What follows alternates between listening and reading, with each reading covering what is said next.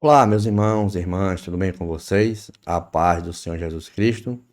Eu sou o professor Joseone e neste momento está iniciando EBD em Síntese. Este programa, ele é de inteira responsabilidade do Departamento de Ensino da Superintendência Geral da Igreja Evangélica Assembleia de Deus em Mossoró. E desde já quero convidar aluno, professor, amigo para juntos fazermos parte de mais uma lição do nosso quarto trimestre de 2025. Corpo, alma e espírito, a restauração integral do ser humano para chegar à estatura completa de Cristo. E hoje, em especial, a lição de número 12. Estamos chegando ao nosso final, que será ministrada no dia 21 de dezembro de 2025, com um tema bastante importante: espírito humano e o espírito de Deus. Nosso textuário diz o seguinte, que se encontra em Romanos, capítulo 8, verso 16. E o mesmo Espírito testifica com o nosso espírito que somos filhos de Deus. Veja aqui como é importante esta lição. Verdade prática diz o seguinte: além do seu testemunho em nosso espírito, o Espírito Santo, olhe só, age no íntimo de nosso ser, intercedendo, edificando e produzindo o seu fruto. Veja também que como é importante essa verdade prática. A nossa leitura bíblica em classe se encontra em três livros da Bíblia: Romanos, Coríntios e Gálatas. Romanos capítulo 8, versos do 14 ao 16. 1 Coríntios capítulo 14, versículo 14. E em Gálatas capítulo 5, versos 22 e 23. Vamos ganharmos tempo, não iremos ler, mas o professor leia cuidadosamente a leitura bíblica que vai ser feita na sua sala, certo? Temos alguns objetivos, certo? Temos três objetivos. O objetivo 1 é ensinar como o Espírito Santo, olha só, inicia e fundamenta a vida espiritual, despertando a consciência, gerando fé, ensinando as verdades divinas. Nosso objetivo 2, mostrar como o Espírito Santo atua na comunicação com Deus e no auxílio, olhe só, ao crente, testificando a filiação divina, intercedendo em seu favor. Também nosso objetivo 3, enfatizar como o Espírito Santo, ou como o Espírito, né? Ele edifica ali o crente através de quê? Da oração em línguas e produz as virtudes do fruto do Espírito que representam a ápice da vida cristã.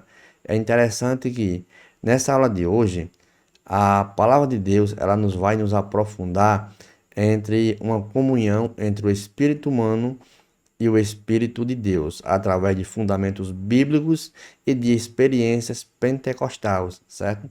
Então vamos aprender como podemos despertar ali o Espírito Santo para nos guiar, nos edificar e nos frutificar na nossa vida espiritual. E é muito interessante a nossa lição de hoje. O autor ele deixou claro aqui, no nosso tópico 1, a obra inicial do Espírito Santo. O primeiro ponto é a consciência e fé. Sabemos que todo convencimento espiritual, certo? Ele nos convence ali através do pecado, que está escrito lá em João, capítulo 16, versículo 8, ao qual o autor da nossa lição, que foi mostrado na revista aqui, Corpo, Alma e Espírito, pastor Silas Queiroz, ele traz este despertamento. Diz o quê? Que a obra inicial do Espírito Santo, ela se manifesta primeiramente na consciência humana, olha só, despertando ali, certo? A pessoa, o cidadão, para a realidade do pecado e para a necessidade de um perdão divino. E isso que é importante. E Jesus, ele descreveu essa atuação de modo claro. Lá em Mateus 16 e 8, ele diz: E quando ele vier, convencerá o mundo do pecado, da justiça e do juízo. Em João 16, logo no versículo 16 vai deixar bem claro, certo? Que quando ele viesse, certo? O Espírito Santo da verdade, ele iria fazer todas essas coisas. E ainda mais diz, o Espírito que o mundo não pode receber, certo? Porque, primeiramente, ele não tem essa inclinação, esta consciência humana. O mais interessante é que o verbo do grego que é usado aqui, como elegor, que era de eleger, indica ali não uma acusação moral, mas trata-se de quê? De uma exposição interior da verdade, ou seja, é demonstrada pela qual o Espírito Santo ele revela ao ser humano a sua real condição diante de Deus, dizendo: eu sou um pecador, eu preciso de Jesus.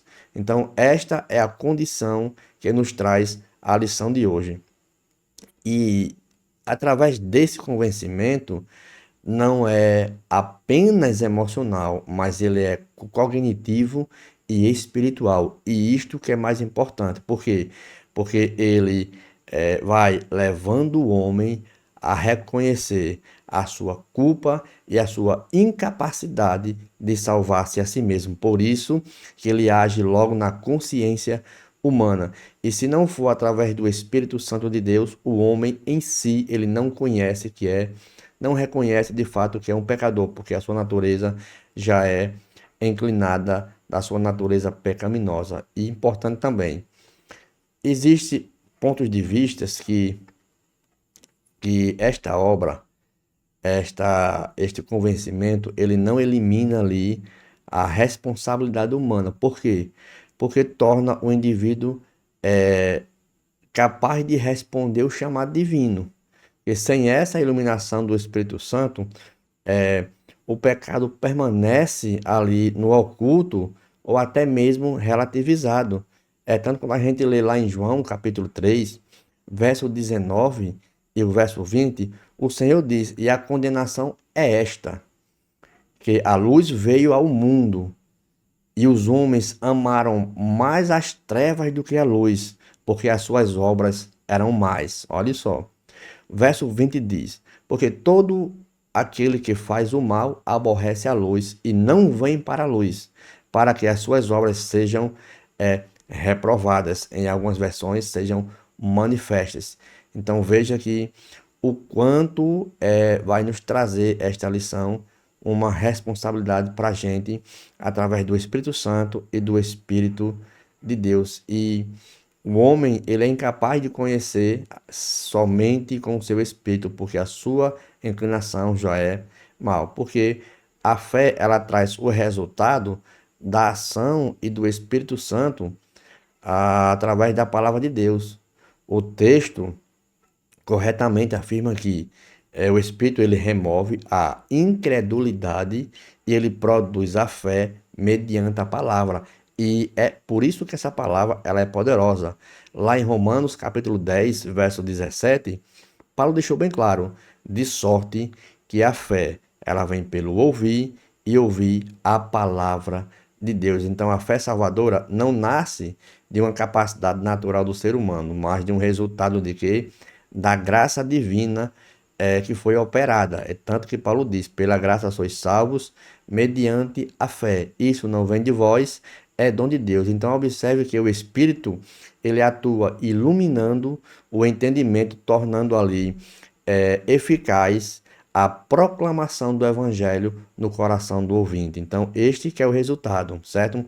E essa fé envolve não apenas o Espírito, mas ele traz também algumas faculdades ali da nossa alma, conforme Romanos, capítulo 10, versículos 9 e 10, como já li aqui o verso 17, e o verso 9 ele deixou bem claro: se com a tua boca confessares. Então, precisa de uma ação contínua do homem, porque o Espírito, onde o Espírito Santo vai crer, vai fazer com que o ser humano ele creia e com o coração ele vai confessar.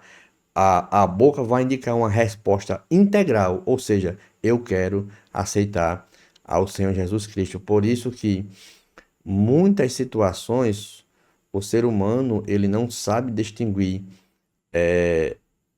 do pecado que ele está envolvido. É tanto que quando a gente pergunta às pessoas se querem aceitar Jesus, todo mundo já diz, eu já tenho esse Cristo, mas não tem o convencimento do pecado, porque o Espírito, ele atua como um pedagogo, como um mestre interior do ser humano, porque a regeneração inaugura uma nova dimensão na vida e esta dimensão vai caracterizar pela comunhão contínua do Espírito Santo. É tanto que lá em 1 Coríntios 12, Paulo diz: Mas nós não recebemos o Espírito do mundo, mas o Espírito que provém de Deus. São coisas totalmente diferentes. E por isso que Paulo ele vai descrever aqui o papel pedagogo do Espírito Santo, que ensina as verdades espirituais, que essa era a função a qual Jesus prometia. 1 Coríntios, perdão, 2:13, ele diz, ó, os quais também falamos, não com palavras de sabedoria humana, mas com as que o Espírito Santo ensina, comparando as espirituais com as espirituais. Então veja que é o Espírito Santo que age como pedagogo.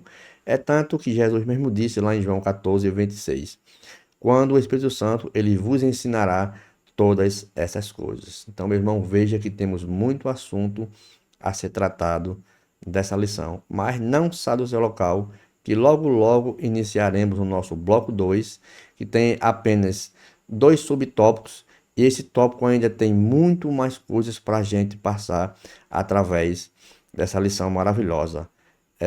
O Espírito Santo, irmãos, ele atua de maneira com que a gente tenha essa consciência e a plena liberdade de aceitá-lo, esse testemunho, porque o Espírito Santo, e é o tópico da nossa lição 2, testemunho, intercessão e edificação. Voltamos já.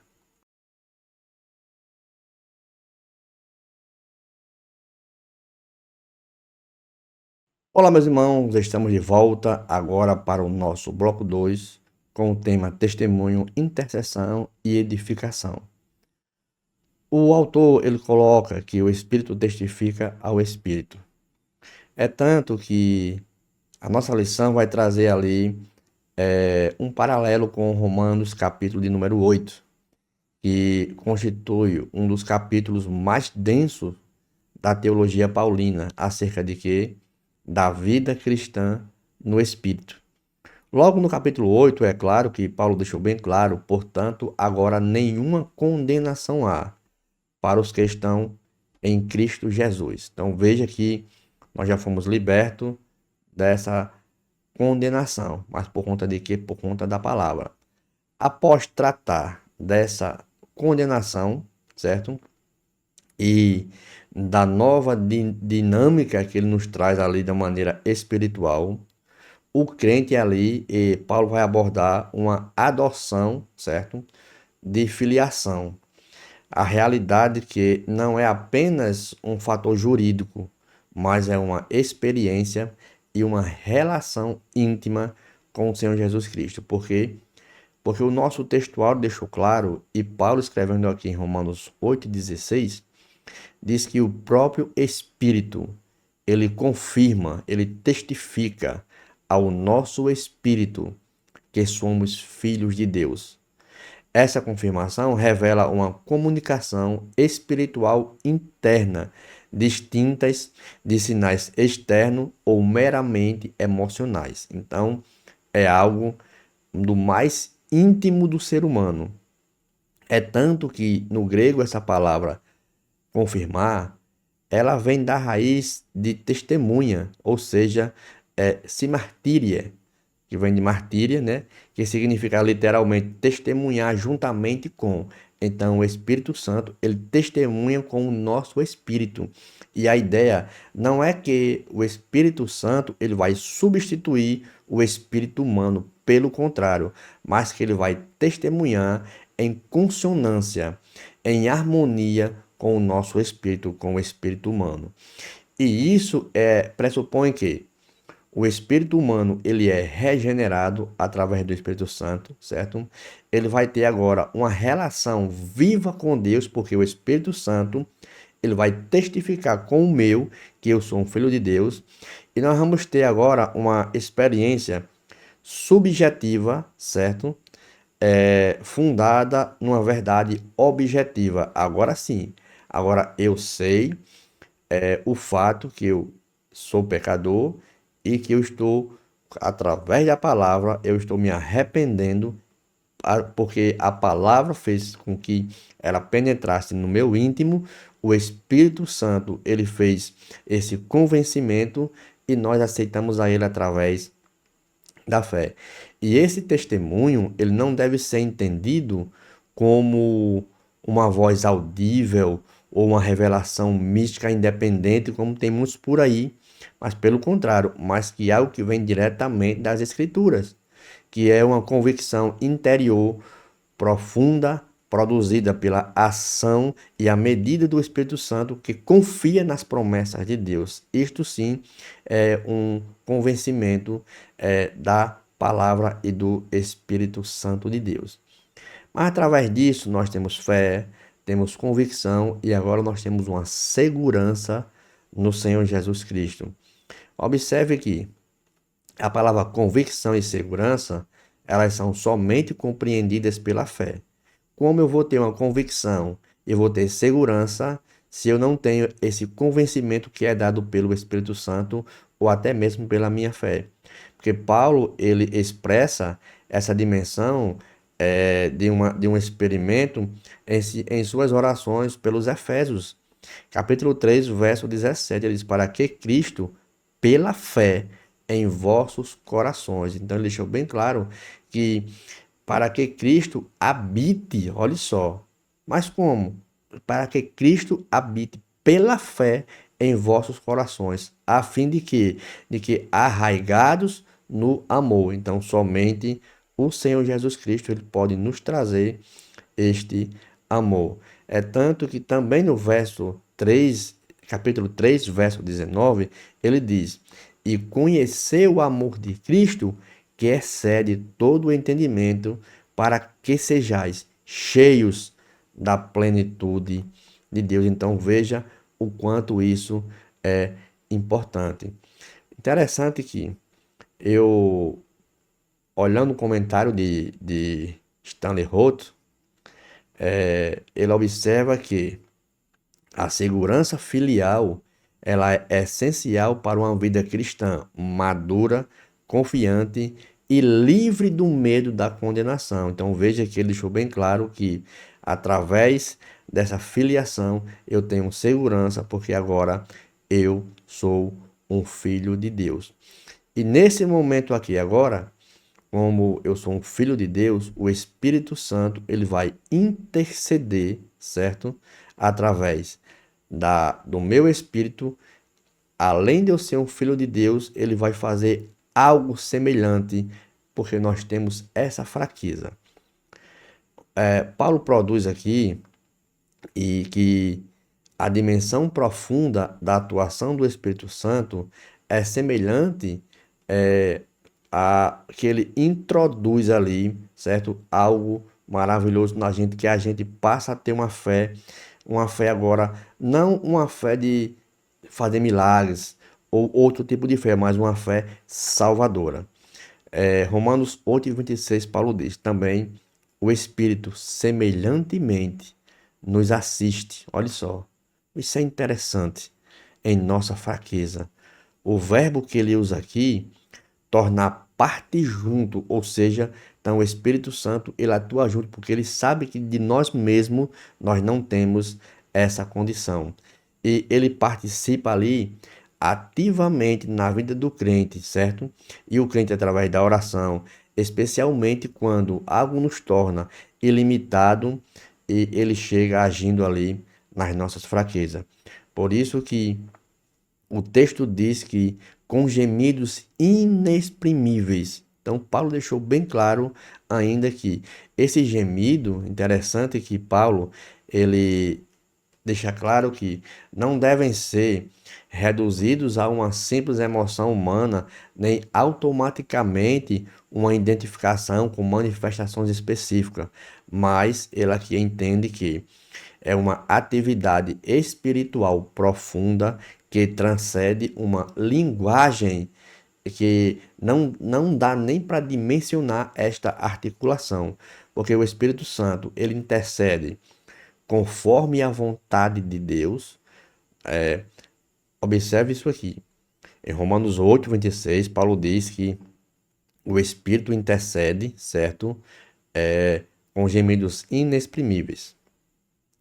E o verso 27, ele continua o texto dizendo: E aquele que examina, olhe só, os corações, sabe qual é a intenção do Espírito, e ele é que, segundo Deus, intercede pelos santos. Então veja que o texto continua.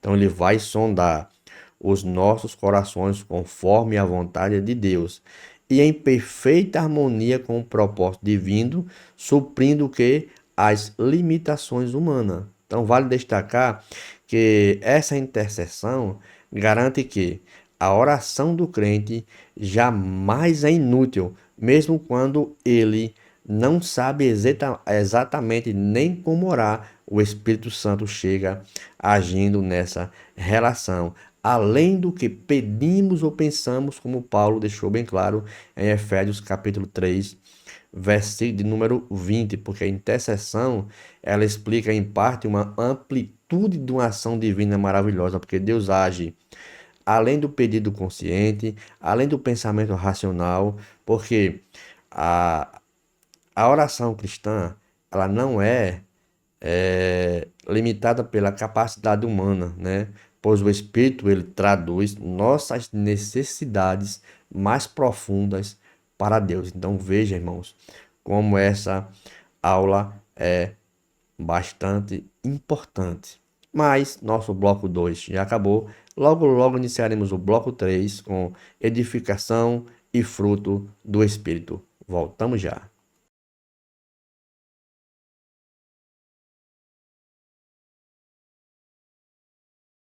Olá, meus irmãos, chegamos para o nosso final, nosso bloco 3, com o título Edificação e Fruto do Espírito Santo. O Espírito ora bem. O autor ele vai destacar na nossa leitura 1 Coríntios, capítulo 12, versículo 14, que vai tratar ali de dons da edificação. Então, nós devemos entender que a primeira carta ali aos Coríntios trata ali extensivamente a atuação do Espírito Santo na igreja. A partir do capítulo 11 até o verso 14, nós vemos ali Paulo organizando como proceder no meio dos cultos, né? E a partir desses temas, ele vai tratar da carismática, como a gente chama, que é dons espirituais. E principalmente no capítulo 14, com particular, ele vai enfatizar o propósito dessa edificação. Então, todo o indivíduo, ele deve fazer esta ação. Veja o que Paulo diz em 1 Coríntios, capítulo 14, versículo 14. Porque se eu orar em língua estranha, o meu espírito ora bem. Veja que o espírito aqui não é o Espírito Santo, mas o meu entendimento fica sem fruto. E esta declaração que Paulo faz revela aqui uma importante distinção paulina. Mas distinção entre o quê? A atividade do espírito humano e a função do entendimento, que ele chamou aqui nous, certo? Fazendo uma análise desse texto que o autor aqui coloca, ele vai usar o texto aqui bastante interessante, que está ligado diretamente ao espírito humano, enquanto o entendimento ele permanece sem fruto, que aqui é a carpos, certo? Isso indica que a oração em línguas não é produto do intelecto, mas é uma articulação espiritual concedida pelo Espírito Santo de Deus. E Paulo ele deixou bem claro aqui que ele afirma que o Espírito ele ora bem, ou seja, de modo correto, de modo digno, adequado conforme o propósito divino. E também o autor Stanley Houghton, em seu livro, ele observa que a oração em línguas é uma forma legítima de oração espiritual, pelo qual o Espírito Santo ele auxilia o crente a expressar-se além das intenções da linguagem humana. Veja como isto é bastante interessante. E Paulo deixa claro que as línguas fazem parte das manifestações concedidas soberanamente pelo Espírito. 1 Coríntios 12, 7, ele diz: mas a manifestação do Espírito é concedida a cada um, ó, visando um fim proveitoso. Então, o dom de línguas, ele não é fruto, certo? Não é fruto. Fruto é outra coisa diferente. E não é um aprendizado humano, mas é algo, é uma articulação a qual o Espírito Santo ele nos concede como orar. Então, isso que é importante.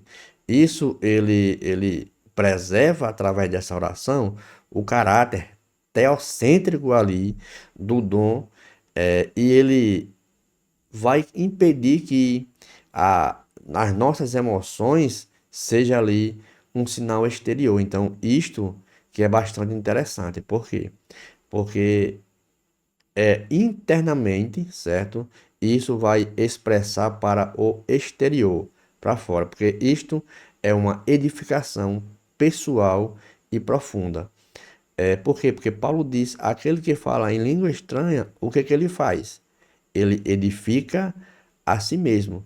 E a palavra aqui, a edificação, refere-se a quê, meus irmãos? A um fortalecimento interior do crente. Então, veja, é de dentro para fora. Então, você se expressa isso. Mesmo sem uma compreensão ali intelectual, o espírito, ele é fortalecido e renovado com isso, porque o texto diz, ele ora bem. Ele edifica você, então ele está orando bem. Embora você não conheça e não perceba, mas o Espírito Santo, ele está orando bem. E em 1 Coríntios, capítulo 14, verso 15, ele diz, olha, orarei com o Espírito, mas também orarei com entendimento. Cantarei com o Espírito, mas também cantarei com o entendimento. Então, veja claro, são duas situações que Paulo coloca aqui, que eu tenho que orar com o Espírito, mas eu também tenho que orar com o entendimento, para que eu conheça. Eles é melhor eu falar uma palavra que você entenda do que 10.000 que você não entenda. Então isso deixa claro, porque Paulo destaca que a, o Espírito e a mente,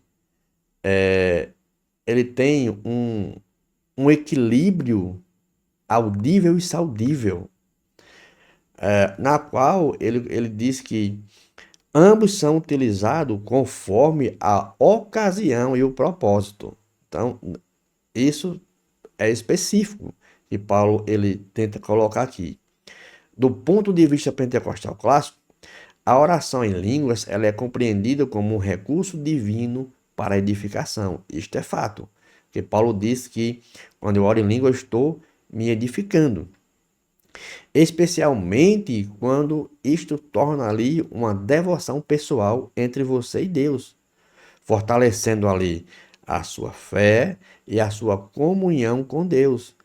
E interessante que em Judas, no versículo 20, olha como um texto interessante, diz, mas vós, amado, edificai-vos a vós mesmo sobre a vossa santíssima fé, orando no Espírito Santo. Então veja que você pode orar no Espírito, você pode orar, o seu corpo está se edificando, mas também devemos orar com o nosso entendimento, porque o fruto do Espírito, ele nos traz uma maturidade cristã.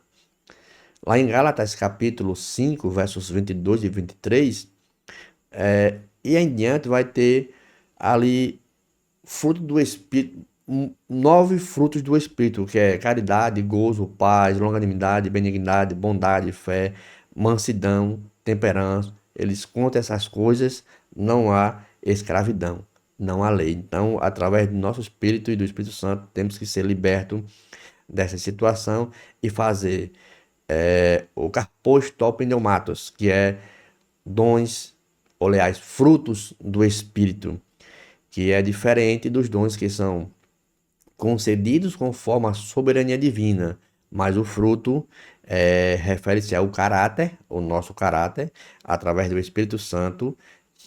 Com o meu espírito, que eu sou um filho de Deus, esse caráter é moldado e progressivamente, certo? Eu faço algo que o Espírito Santo ele me concede, que é justamente esse dom.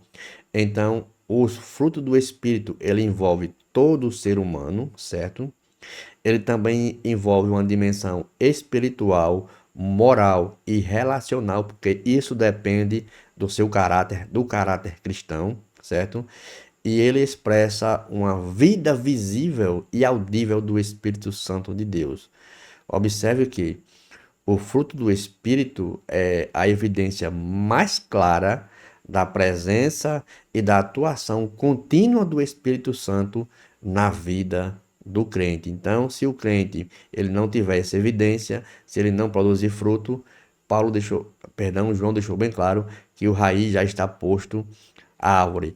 A árvore que não produzir fruto, ela é cortada e ela é lançada no fogo. Em 1 Coríntios, capítulo 6, versículo 11, Paulo diz: E é que alguns têm sido, mas haveis sido levado, mas haveis sido santificado, mas haveis sido justificado em nome do Senhor Jesus Cristo, pelo Espírito Santo do nosso Deus. Então percebe-se que aqui a santificação é o ato inicial, certo? Após a conversão, que ela é progressiva, e é um processo contínuo. Você não para, ela vai progressivamente, porque o Espírito Santo, ele é chamado de Espírito de santificação. Paulo, em Romanos 1:4, ele diz: Declaro Filho de Deus em poder, segundo o Espírito de santificação, pela ressurreição dos mortos do Senhor Jesus Cristo. Então, isto é uma ação contínua, é uma ação progressivamente, indicando que o cristão ele não se resume em experiências pontuais, mas há um crescimento constante conforme o caráter de Cristo que foi moldado na sua vida espiritual. Então, meus queridos, veja o quanto de lição nós aprendemos aqui através desta lição maravilhosa. E muito obrigado por este tempo, por esse momento. Sou grato a Deus pelo privilégio de estar com vocês. Muito obrigado. Fique com Deus e a paz do nosso Senhor e Salvador Jesus Cristo de Nazaré.